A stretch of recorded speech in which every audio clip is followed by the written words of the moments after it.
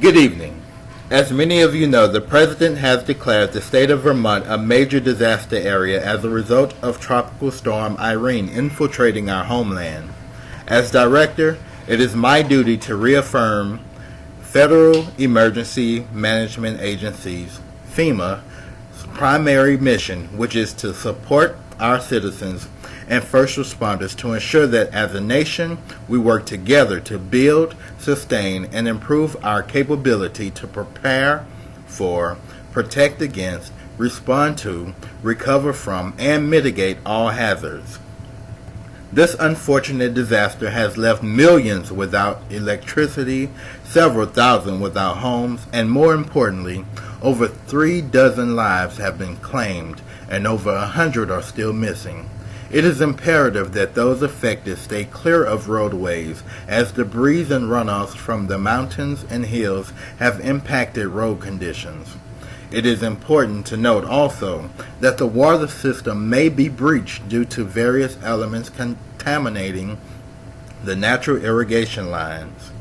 Emergency response crews have been deployed along with the FEMA investigative team to conduct an accurate surveillance of the land and those impacted by the storm.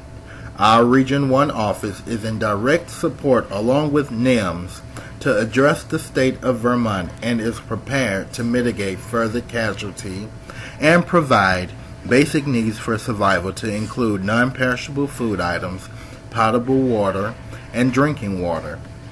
This regional office works with the whole community to reduce the impact of natural disasters and to prepare communities, families, and individuals for all possible hazards. The National Incident Management System, NIMS, provides a standard of command structures that help FEMA to correctly address the concerns of the people, as well as follow protocol to handle this crisis. To reiterate FEMA's primary responsibilities, we look to the 8 principles of emergency management, which are comprehension, progressive research, risk-driven analysis, integrated partnerships to include multiple emergency support groups, collaboration of work agencies, and to provide a professional outlook during response support. We ensure you that no family will be eliminated from the support of FEMA and its colleagues, as all lives matter. While we do not have all of the elements in place to provide complete relief, be assured that FEMA is working closely with the National Guard, the leaders at the White House, local and state authorities, and the Salvation Army to assess the needs of the state. FEMA coordinates with the Health Resources and Services Administration, HRSA, to disseminate grants to presidentially declared disaster areas. The HRSA will not disperse funds until local resources are exhausted, and only through FEMA will they initiate grants. This is not an overnight recovery, and we hope that we can secure a safe location for evacuees during this heinous time. Though residents living in urban, more populated areas as well as heavily populated senior resident areas will receive immediate care. Barriers have been set on roadways that have been demolished by water and debris damage. Fire and police departments are on hand to navigate evacuees through available passageways. The American Red Cross and the Salvation Army have deployed several centrally located facilities to help local hospitals provide emergency care for elderly and physically ailing residents. The local libraries, hotels, and state shelters have extended their hospitality by allowing families that have been displaced to occupy their facilities for free. This is an effort on the part of all community leaders, local and state resources, and national leaders to